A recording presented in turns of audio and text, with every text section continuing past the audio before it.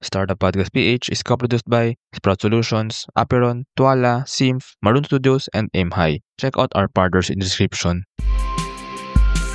Welcome sa Startup Podcast PH, where interview Filipino startups to know about their stories and innovations. Andito tayo ngayon sa Coastline 5023, DOST UPV Fisheries TBI in Miagao, Iloilo to interview its startup incubatees.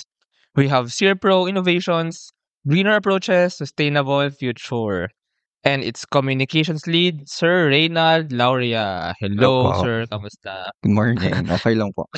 And Sir Reynald is also the TBI One of the staff. staff dito sa Coastline Coastline. Yes po. 5023. So first of all, sir, thank you for welcoming me here. Thank you Sige sa po. paagahan natin dito. At Yes. okay, ngayon naka-high chair tayo. Ang ganda pala ng labas dito. Mga Puro ano po ba yan? siya. Parang mga fisheries, mga breeding, ganyan na ano.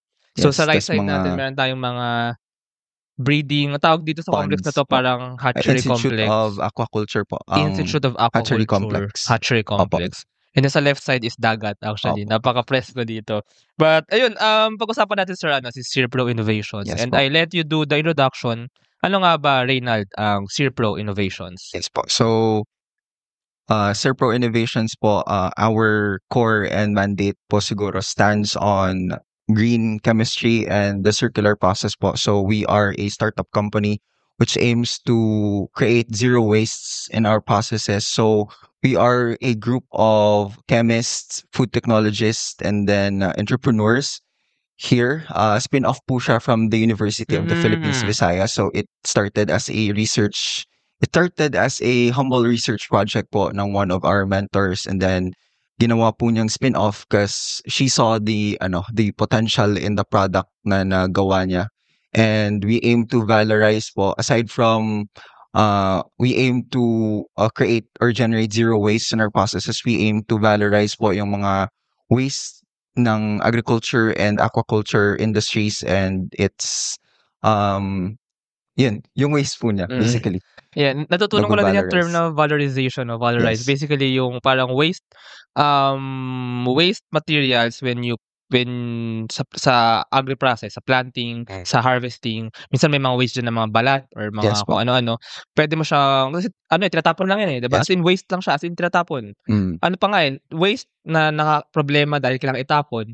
Tsaka basically, extra physical things, no? Pero by valorization, I mean, bibigyan mo sila ng buhay, bibigyan mo sila ng valor, kumbaga. Bibigyan mo sila ng more use, kumbaga. Value adding po. Siguro focus muna natin sir si CerePro as zero waste nga na circular processes. Siguro pa-explain lang more ano nga ba ibig sabihin ng circular processes. And you mentioned na you're a team of chemists, food technologists. So maybe pahingi ng parang examples, ano ba yung parang waste dito and how can we make it parang less waste or zero waste? Siguro Yes mas specific na mga. Sige po. So I think it's time na lang to discuss siguro yung pioneer product po namin, sige. kasi yan yung talaga yung pinagsimulan ng CerePro Innovation. So CerePro Innovations po, we saw that there is a growing number of calamansi juice manufacturers here in Western Visayas and in the Philippines. So dahil po doon, but yun nga, kahit marami pong calamansi juice manufacturers here in the Philippines and in Western Visayas, marami po silang nag-generate na calamansi waste peels, which is peels po ng calamansi. Yes. And according to statistics nga po, ayun, as of 2021, 121,000 metric tons po ng calamansi yung napoproduce ng country natin. But only 30 to 35% yung nagagamit. Tas the rest are considered as waste. And majority of the waste is the waste peels. And I think PSA also recorded about 220,000 metric tons of calamansi waste peels na nag-generate ng country natin. So may imagine po natin yun to about 220,000 sacks of rice. So very napakarami siya. Napakarami nga nun. Yun nga, we can conclude from there na underutilized yung calamansi waste peels. Tas to be a responsible then a business owner, it would entail high disposal cost.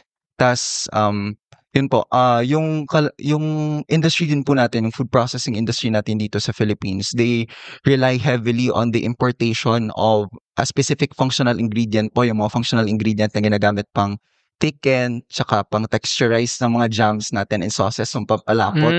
So, with that po, we have seen an opportunity, nakita po namin na meron pong functional ingredient from the calamansi waste pills, which is pectin. Ang pectin po ginagamit po siya na pampalapot ng jams, sauces, and concentrates natin. So from there, yun po, gumawa po kami ng extraction process ng pagkuha ng pectin from the calamansi waste pills.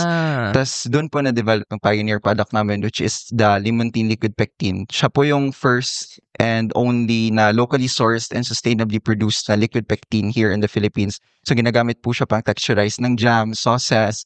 Ngayon, we're delving into other desserts pa, ice cream. Tas meron din po kaming other product lines na ginagamit din yung pectin. So nagtatry po kami mag-formulate ng sarili naming mga fruit jams, mga tea concentrates, ganun po. Oh! So, bale, circular process po siya kasi from the calamansi juice manufacturers, wala na po yung waste nila na peels is ginagamit namin, may product again, tapos babalik na naman sa kanila. Kasi most of the calamansi juice manufacturers, in line with their businesses are also the food processing industry na yun, may mga jams, concentrate, sauces. I-clarify lang natin so by calamansi waste pill, as in yung balat, as in balat, yung pag nagpiga ka ng calamansi, yung bilog na yun. Yes po, yung balat. Sa bagay, kasi pag sa mga restaurant ka, tinatapon lang yun, diba? Naiipon lang. Pero, I guess sa inyo, so saan kayo kukuha ng mga calamansi waste pills? Yun po, nagsosource po kami galing sa mga calamansi juice manufacturers. So, calamansi juice manufacturers. Opo, yung waste nila. Dati ba, anong ginagawa nila sa mga yun? Wala po, tinatapon lang, grabe. Okay. Tas, kasi meron po kami mga partners na yung mga medyo malaki na po yung nila, yung production nila ng calamansi juice. So, tonelada po na like every production tag 1 ton po na calamansi juice, na calamansi yung pinaprocess nila. So, yung waste, walang pinupuntahan. Like, nagkakaproblema po sila on the proper disposal of the waste. So, yung goal po namin is gamitin yung waste nila into something more useful. Ang maganda dito, hindi lang, basically, 2 levels to Hindi, as a circular startup, hindi lang kayo tumutulong sa disposal ng waste. Actually, wala nang waste. Wala nang waste at all. Parang change in mindset din siya na if you come to think of it, parang si buko lang, 'di ba? Coconut. Na parang uso na ngayon na si coconut, lahat ng parts niya nagagamit Ganun din dito Kay calamansi na pwedeng yung calamansi mismo na yung juice, yung extract or whatever, the liquid mismo. Yun syempre yung ginagamit for the juice, for the Pero yung balat mismo, let's not think of it as waste na. Yun nga yung effect ng valorization dapat, no? Yung waste, yung peel na yun, let's think of it as an ingredient for yun nga sa mga jams Pero just to ask lang din about the process ng nyo kasi parang medyo scientific ito si pectin. So you do that in the lab, tama ba? Parang ganun siya or yung meron po kaming food lab. Opo. Bale, meron po kaming utility model na intellectual property na develop na process sa pag-extract po ng pectin from the calamansi waste. From research ba yan? Yes po. Published and yan? Yun nga. UM po siya. What's UM, sorry? Utility model po na intellectual property protection. IP protected siya. Can I ask, so saan nanggaling yung research na yan or? Idea po siya ng one of our founders. So, yung founders po namin, si Ma'am Concepcion Ponce ng Department of Chemistry ng UPV po. Siya po yung nakaisip talaga. Kasi yun po, from citrus, most of our citrus fruits, malaki po yung concentration ng pectin yan sa peels niya. So, dun nyo po napag-isipan na yung local na calamansi, what if maka-extract tayo ng pectin from there. So, gumawa po siya ng bale, spin-off po siya from a research. Ganun. Na-discover namin yung extraction process. Tapos ngayon, tuloy-tuloy na siya. So, basically, yung parang lab ngayon ng extraction is nasa loob ng UP Visayas na Opo. Supported pa rin po kami ng university kasi yung what do you call that? Yung equipment na ginagamit namin sa pag-extract okay. is from funded pa rin ng DOS tsaka ng UPV. Yeah, actually ito yung mga gusto ko talagang thank you for na nagtagpo tayo. Kasi ito talaga yung mga kailangan nating ma-highlight sa Pilipinas Yung mga inventions to So actually this is like a Filipino, hindi lang innovation kundi invention talaga na talagang this can be like international level. Imagine that. Hopefully. Imagine that Pilipino ang nag-introduce sa mundo ng removal ng waste ng kalamansi. Or kumbaga parang turning calamansi waste previously into something na pwede bang magamit or makain, 'di ba? This is yung mga ang tawag natin dito is yung mga research to commercialization na Medyo minsan merong mga onting comments about sa commercialization ng research kasi baka matagalan to R&D stage, 'di ba? So matagalan to. Tapos in terms of commercialization, medyo on the business end, syempre hindi rin yung ganun kadali. Pero sige, I have to ask you. So ano nga ba sa ngayon yung parang business model nito? So basically, ibebenta niyo si pectin or yung product na mismo, right? Meron na kayong parang ibebenta sa mga jams or you make your own din ba? Or parang pwede nyo ibenta sa mga jam producers, sa mga ganun? Opo, B2B po yung plan namin na so supplier na kayo? Supplier. Kasi direct functional ingredient po siya, direkta po siya sa kanilang products, in-integrate. Tas meron din po kaming additional product lines which is our ginger calamansi tea concentrate. Yun po yung Calzing. Tas kasi po after the extraction process, meron pa po yung natitirang waste pills. So may remnants pa po siya. So we are also on the R&D stage of developing a biolader made of calamansi waste pills ngayon. So under R&D stage din po siya. So nag-extend po siya. So mini-make sure talaga namin na zero waste yung ginagawa. So, on ano pala yung mga possible na gagamit nga nito? Before ba, ano yung ginagamit nila na parang pampalapot? Yes po. Kasi yun po, gusto din namin ma-address yung heavy reliance of the Filipino food processing industry on the importation of functional ingredients. Kasi po ang mga ginagamit usually ngayon ng mga food processing industry natin is imported na functional ingredient which is CMC sir, carboxymethyl cellulose. Basta pampalapot siya. Gumagamit din sila ng pectin na solid pero imported. So yung advantage po namin locally is sourced.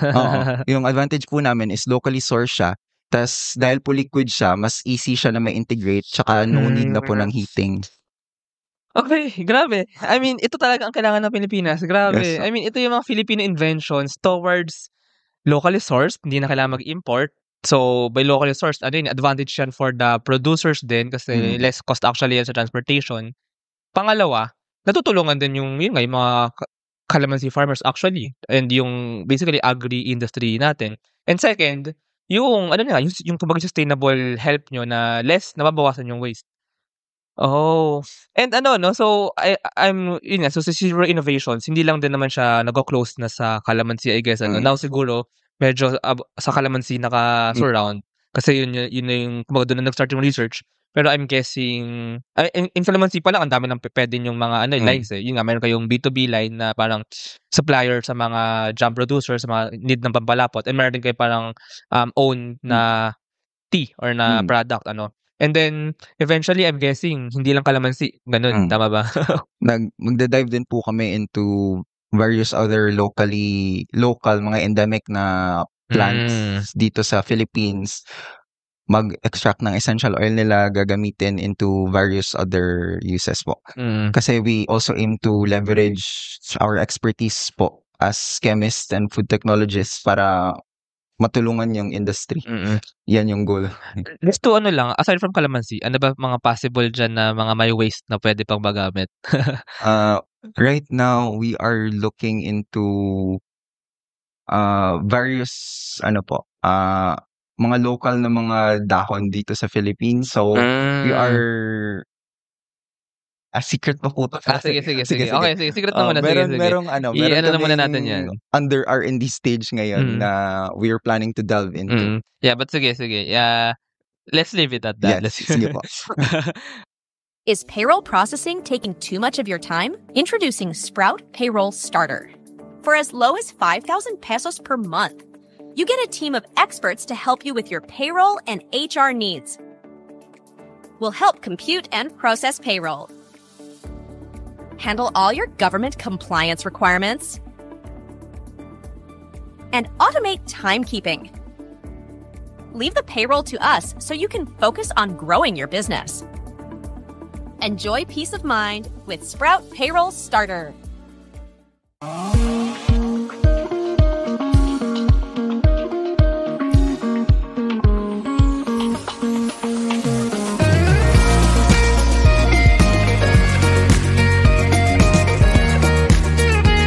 Trust the digital future with Twala. Secure and tamper-proof digital signature. Electronic notarization service. And custom AI agents for intelligent document workflows. Visit twala.io to learn more. In today's digital world, your organization needs more than just technology. It needs a strategic partner. At Symph, we build web and mobile apps that drive innovation for startups, enterprises, and organizations worldwide. Visit symph.co today. Punta muna natin yung stories, siguro, actually, I'm very interested sa stories din dong ni, sorry, what's the name of, Ma'am Concepcion. Ma'am Concepcion, yeah. Sige, can you give more background to Ma'am Concepcion? Sige po. And then, you din, of course. And then, paano ka naman nasali kay Sirpro Innovation? Sige po. Bale po, si Ma'am Connie po, kasi under research, DOST-funded project po yung nag-start. Tas pumunta po siya sa isang food manufacturer here locally in Western Visayas. Tas lumapit po yung food manufacturer na yun sa kanya. Tas sinabihan po siya na like, marami siyang napoproduce na calamansi waste sa production niya. So parang from there po, naghanap po siya ng way into valorizing that certain type of certain waste supposedly na ngayon ginagamit na po namin siya into the extraction process of the pectin. Tas ako naman po actually I'm a recent graduate also of the University of the Philippines Visayas, and one of the professors ko din po kasi I'm a BS Chem graduate. And thankfully together with my other classmates po na part din ng Sirpro Innovations, we recently got our licenses last October. So yung Sirpro Innovations po, nag-start po siya sa aming tatlo ng classmates ko nung 4th year na chem din. Ako, si Kath, tsaka si Vince. Nag-start po siya kasi inask kami ni Ma'am to join the competition of the Department of Agriculture, the Young Farmers Challenge. Yeah. And then paano yun namit si Ma'am Concepcion? Kasi po na prof po namin siya before. Tas okay. Din po pala, we were under her para research advisor po namin siya. Thesis advisor namin siya dito sa university. So tatlo kami, parehas kami si Ma'am Connie yung thesis advisor. So thesis nyo is different po. Different, okay. Pero inline po siya kasi polymers din yung pectin din yung topic. Okay. Yung sa akin, tsaka yung kay Kat. Ganun. So in-invite niyo po kami na mag-join dito, tas be part of the corporation. Okay. Tas doon po meron pong pitching competition. So nilaban po namin yung Sirpro Innovation saka yung Limontin Liquid Pectin sa regional level ng YFC. Tas yun po, nanalo po kami ng seed grant, which is 150,000 from DA. So parang dun po nag-jump start talaga yung Sirpro into something na kasi nagka-funding po siya. Aside from the research funding, nagka-funding po siya for a spin-off during that time. Tas yun po, sinarta na po namin kami yung nag-focus na on the production and then R&D. Tas eventually, andito na po kami sa stage ngayon na like nagde-develop, naghahanap ng mga potential pa na customers and partners, and we're on our way to ang pagpass ng various regulatory compliances, ganun po. So full-blown, hopefully by the end of the year, as in full-blown corporation na po talaga siya and full blast na yung production kasi yun. So si Ma'am Concepcion, long time researcher na rin siya, ano? Yes po. Matagal na bang research yung about pectin ganyan or okay. Then parang ano no, kasi ito yung mga kwento ng mga spin-off na ano siya tulungan din siya somehow ng researcher, ng faculty, and the mga students na very active sa mga pitching, sa mga competition kumbaga ano. So sa team nyo so far sa ngayon, kayo na ba yun? Ma'am Concepcion and then you or meron pa ibang faculty or ibang students? Sa ngayon po, ang composition ng Serpo Innovation, si Ma'am Connie po yung CEO, tas si Miss Christine Faye Terminal po, yung COO namin. Which is, anong background? Background niya po, focus siya in innovation and business. Okay. Tas meron din po kami si Ma'am Jihan, food technologist po siya. Tas tatlo kami, si Vince, Kat, tsaka ako, chemist po kami. Tas meron din po kami, we're in charge of the production and the R&D and the innovation. And then meron pa pong dalawa on the production din, si Nang First tsaka si Nang Jusil, mga food technologists din po. Ang ganda nga rin yun, no? Well, basically, meeting of science and innovation and business, kumbaga, ano.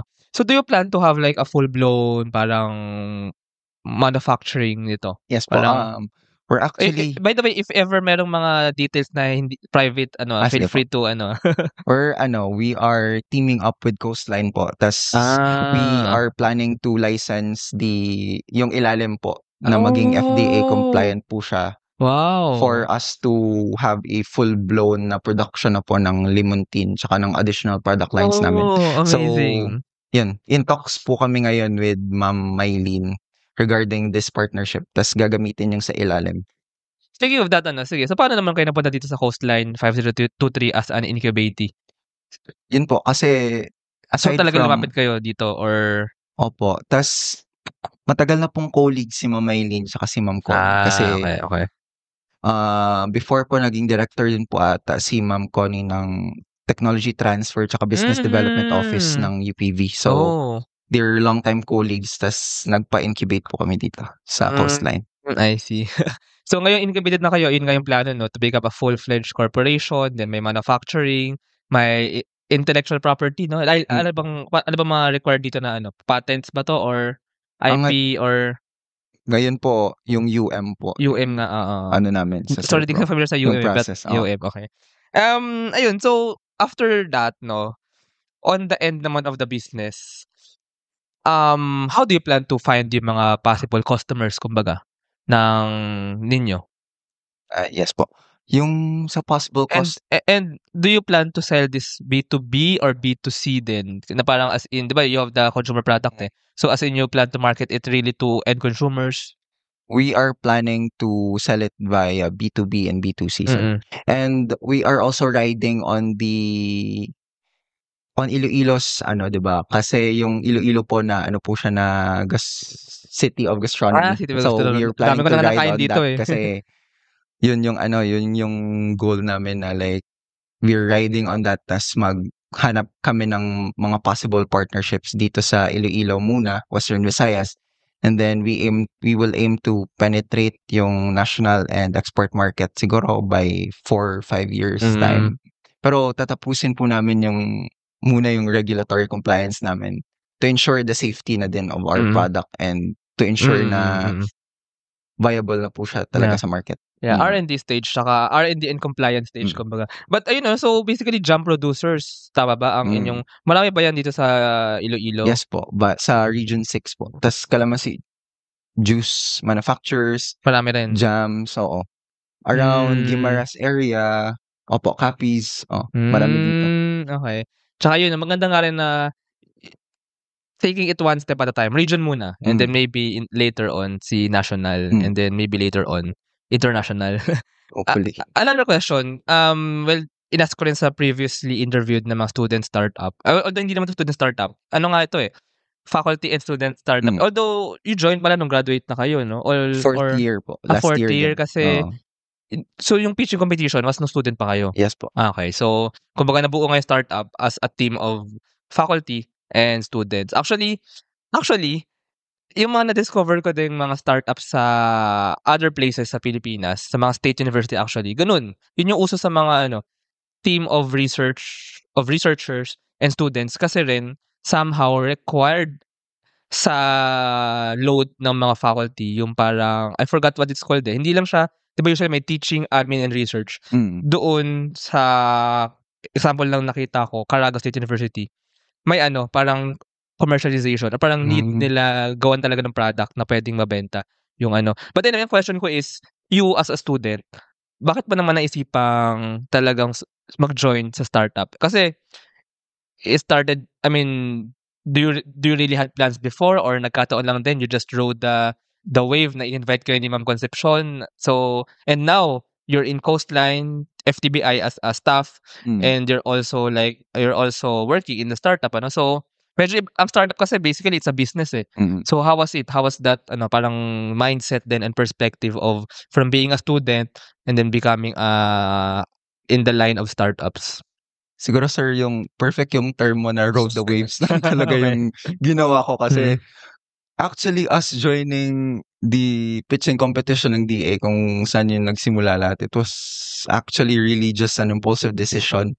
Na like, one night, nagkakape kami ni Kathleen, tas like, si Vince na problema kasi wala siyang kasama daw for the pitching. Sabi namin ni Ka, yung friend ko na like, what if tayong dalawa na lang isama niya? Sabi niya, sige. Tapos, nag-G kaming dalawa. Pag G naming dalawa, yun, doon nag-start yung everything.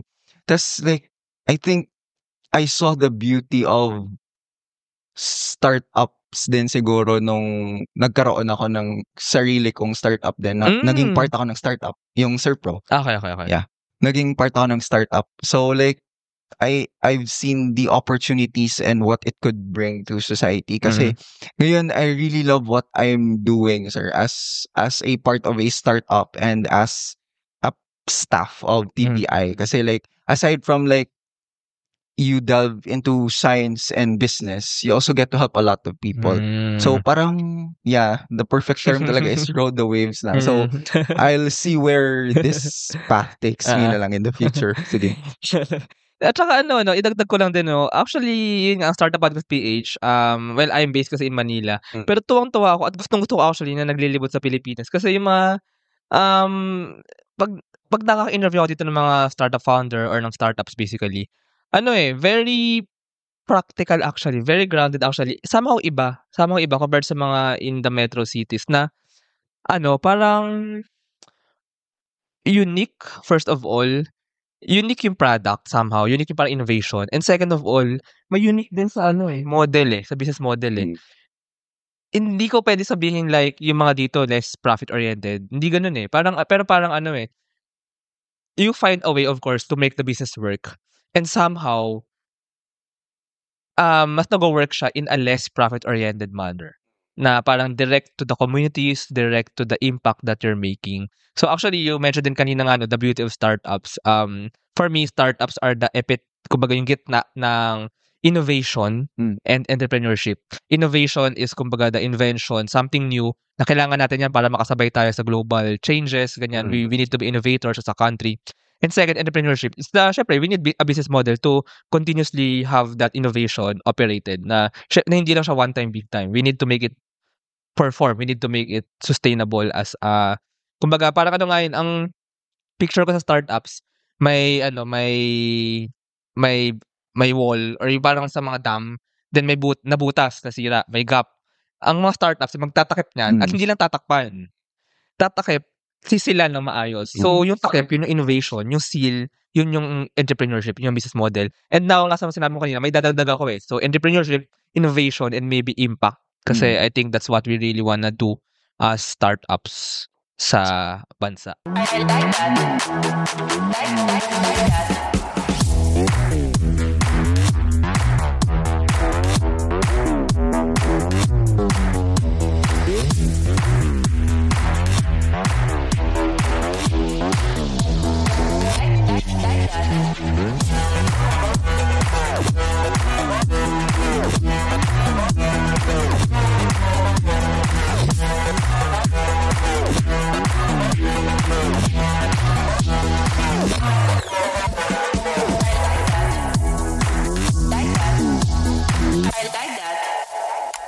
Introducing Aim High. Smarter construction management starts here.